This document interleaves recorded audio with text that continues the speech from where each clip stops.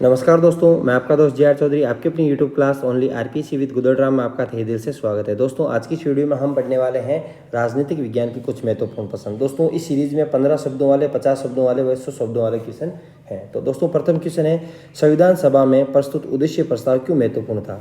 अब दोस्तों, सर्वप्रथम तो देखते हैं उद्देश्य प्रस्ताव किसके द्वारा प्रस्तुत किया। तो पंडित नेहरू द्वारा 13 दिसंबर 1946 को प्रस्तुत किया गया। महत्वपूर्ण क्यों था? क्योंकि एक तो संवैधानिक रूपरेखा थी और राष्ट्रीय उद्देश्य जैसे न्याय, स्वतंत्रता, समानता की प्राप्ति हेतु एक प्रतिबद्धता व साधन था उद्देश्य प्रस्ताव। दूसरा क्वेश्चन, भारतीय संविधान की प्रस्तावना में वर्णित न्याय से क्या आशय है। अब दोस्तों, न्याय है वो प्रस्तावना में 3 प्रकार का दिया गया है, सामाजिक न्याय, आर्थिक न्याय और राजनीतिक न्याय। तो सामाजिक न्याय क्या है? समाज में किसी वर्ग विशेष के विशेष अधिकारों की अनुपस्थिति, यानी कोई वर्ग विशेष के विशेष अधिकार है उसकी अनुपस्थिति, वे ऐसी अनुसूचित जाति, अनुसूचित जनजाति, वे अन्य पिछड़ा वर्ग, वे महिलाओं की स्थिति में क्या करना, सुधार करना, ये क्या है? सामाजिक न्याय। आर्थिक न्याय में संपदा आय व संपत्ति की असमानता दूर करना तथा आर्थिक कारणों के आधार पर भेदभाव नहीं करना, ये क्या है? आर्थिक न्याय। उसके बाद में है राजनीतिक न्याय, हर व्यक्ति को समान राजनीतिक अधिकार की क्या होना, प्राप्ति होना, क्या है? राजनीतिक न्याय है। अब दोस्तों, उत्प्रेषण क्या है? उत्प्रेषण का अर्थ है प्रमाणित होना या सूचना देना। इसे कौन जारी करता है? एक उच्च न्यायालय है वो अधीनस्थ न्यायालयों को जारी करता है।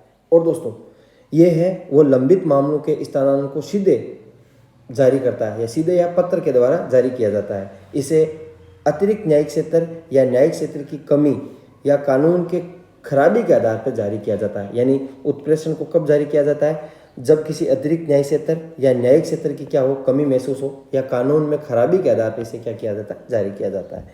ये विधिक निकायों व निजी व्यक्तियों या इकाइयों के विरुद्ध प्राप्त नहीं है। तो उत्प्रेषण है वो विधिक निकायों या निजी व्यक्तियों के विरुद्ध प्राप्त नहीं होता है।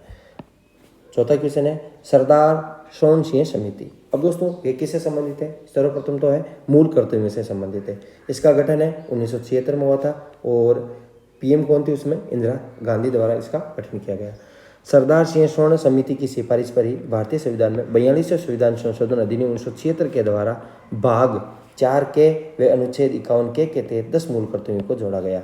दोस्तों, जोड़े कितने गए? 10 जोड़े गए, लेकिन सिफारिश इस समिति द्वारा 8 मूल कर्तव्यों की ही की गई थी। अब दोस्तों, 11वां मूल कर्तव्य है वो कब जोड़ा गया? 86वें संविधान संशोधन 2002 के द्वारा जोड़ा गया।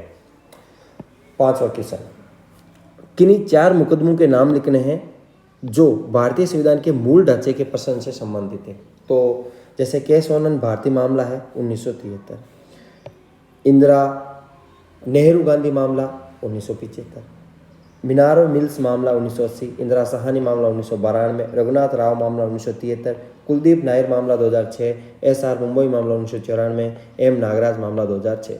अब दोस्तों, ये क्वेश्चन है वो प्री के हिसाब से भी महत्वपूर्ण है। आरएस प्री में भी ऐसे क्वेश्चन पूछे जा सकते हैं क्रम के अनुसार, यानी केस ओनन भारतीय मामला ऐसे पूछे जा सकते हैं कि इनको क्रम से रखिए। संविधान संशोधन के संदर्भ में किन्हीं 4 व्यवस्थाओं की जानकारी देनी है जो अनुच्छेद 368 की सीमा से है बाहर रखे गए हैं।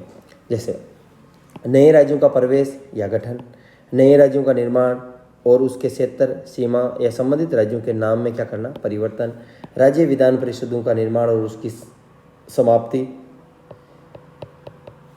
संसद में गणपूर्ति, संसद सदस्यों के वेतन व भत्ते, राजभाषा का प्रयोग, 5वीं 6ठी अनुसूची। ये किस में है? वो 368 की सीमा से क्या है, बाहर है, अनुच्छेद 368 की सीमा से बाहर। भारतीय संविधान सभा की परामर्शदाता समिति का वर्णन करना है। तो परामर्शदाता समिति मौलिक अधिकारों, अल्पसंख्यकों व जनजातियों में बहिष्कृत क्षेत्रों के लिए सलाहकार समिति को ही कहते हैं। इसके अध्यक्ष पटेल जी थे। इसके अंतर्गत 5 उप समितियाँ थी, यानी परामर्शदाता समिति के अंतर्गत 5 उप समितियाँ थी। कौन कौन सी? मौलिक अधिकार उप समिति, इसके अध्यक्ष जेबी कृपलानी थे। अल्पसंख्यक उप समिति एचसी मुखर्जी इसके अध्यक्ष थे। उत्तर पूर्वी सीमांत जनजातीय क्षेत्र जिसमें असम को छोड़कर तथा आंशिक रूप से छोड़े गए क्षेत्र के लिए उप समिति गोपीनाथ भारदोलोई इसके अध्यक्ष थे। छोड़े गए आंशिक रूप से क्षेत्र जैसे असम के सिंचित क्षेत्र के अलावा के लिए उप समिति एवी ठक्कर, उत्तर पश्चिम फ्रंटियर जनजाति क्षेत्र उप समिति, इसमें 5 समितियां शामिल थी।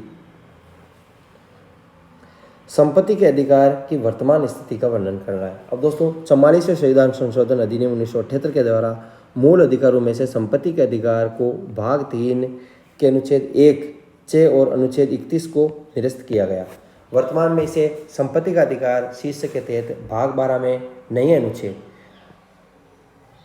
300 के में स्थान दे दिया गया है। अब ये क्या रह गया, एक कानूनी या संवैधानिक अधिकार रह गया, न कि ये क्या है मूल अधिकार वर्तमान में नहीं है, ये क्या है केवल एक कानूनी अधिकार रह गया है।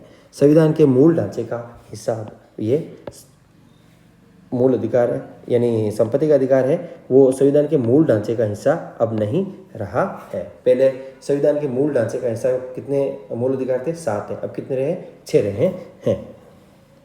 किन आधारों पर भारतीय संविधान संशोधन प्रक्रिया की आलोचना की जाती है, तो वो आधार बताने, एक तो संविधान संशोधन के लिए विशेष निकाय का क्या है अभाव, एक तो ये हो गई। दूसरा, संविधान संशोधन की अधिकाधिक शक्तियां संसद में नहीं थे, एक तो ये आलोचना हो गई।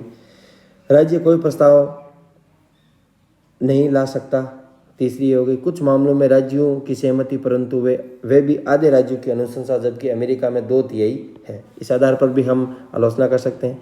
राज्य विधानमंडलों द्वारा संशोधन संबंधी मंजूरी व विरोध को प्रस्तुत करने में समय सीमा निर्धारित नहीं। इस संदर्भ में संविधान क्या है, मौन है। संविधान संशोधन अधिनियम के संबंध में संयुक्त बैठक का प्रावधान नहीं है। संविधान संशोधन की प्रक्रिया का विधानमंडलीय प्रक्रिया के समान होना। संविधान संशोधन प्रक्रिया से संबंध व्यवस्था बहुत अपर्याप्त है, अतः इन्हें न्यायपालिका को संदर्भित करने के व्यापक अवसर प्राप्त होते हैं। 10वां क्वेश्चन है, भारतीय संविधान एकात्मकता की ओर झुकाव के साथ साथ संघीय व्यवस्था को अपने भीतर समाहित किए हुए हैं, समझाइए। अब दोस्तों भारत में संघीय और गैर संघीय दोनों लक्षण पाए जाते हैं। जैसे भारतीय संविधान एक विशिष्ट संघात्मक ढांचे का निर्माण करता है जिसमें एकात्मकता के तत्व सहित संघीय लक्षण अंतर्निहित है, जो कि प्रस्तावना में समाविष्ट एकता, अखंडता, संप्रभुता को अक्षुण्ण रखने हेतु अनिवार्य है। जैसे संघीय लक्षण 2 सरकार, शक्तियों का विभाजन, लिखित संविधान, संविधान की क्या सर्वोच्चता, द्विसदनीयता, संविधान की क्या कठोरता, स्वतंत्र न्यायपालिका इत्यादि। तो गैर संघीय लक्षण जैसे एक सशक्त केंद्र, एक संविधान, एकल नागरिकता, संविधान का लचीलापन, राज्यपाल की नियुक्ति, अखिल भारतीय सेवाएं, आपातकालीन प्रावधान इत्यादि। उपयुक्त संविधान, भारतीय संविधान उपयुक्त विशेषताओं के साथ एक साथ समावेश करता है, इसलिए इसे ग्रीनविल, ऑस्टिन ने कोऑपरेटिव फेडरलिज्म और आइवर जिग्निस ने federation with A centralising tendency की संज्ञा दी है। 11वां क्वेश्चन है दोस्तों, भारतीय संविधान में वर्णित नीति निर्देशक तत्व वास्तव में भारतीय संविधान का गांधीवादी खंड है, व्याख्या कीजिए। अब दोस्तों भारतीय संविधान में वर्णित नीति निर्देशक तत्व वास्तव में भारतीय संविधान का क्या है, गांधीवादी खंड है। तो इसमें हमें बताना है कि भारतीय संविधान के कुछ उपबंध गांधी जी के अंत्योदय सिद्धांत पर आधारित है। जैसे अनुच्छेद 40, अनुच्छेद 43, अनुच्छेद 43B। अनुच्छेद 43 के तहत ग्रामीण क्षेत्रों में कुटीर उद्योग को क्या देना, प्रोत्साहन देना। अनुच्छेद 46 अनुसूचित SC/ST समाज कमजोर वर्गों शैक्षणिक व आर्थिक हितों को प्रोत्साहन देना। अनुच्छेद 47, अनुच्छेद 48। उपयुक्त उपबंधों के अध्ययन से पता चलता है कि भारतीय संविधान में वर्णित नीति निर्देशक तत्व वास्तव में भारतीय संविधान का क्या है, गांधीवादी खंड है। तो इन अनुच्छेदों के आधार पर हम कह सकते हैं कि नीति निर्देशक तत्व वास्तव में भारतीय संविधान के क्या है, गांधीवादी खंड है। वीडियो अच्छा लगा हो तो वीडियो को लाइक करें और अपने दोस्तों के साथ शेयर करें। Thanks for watching.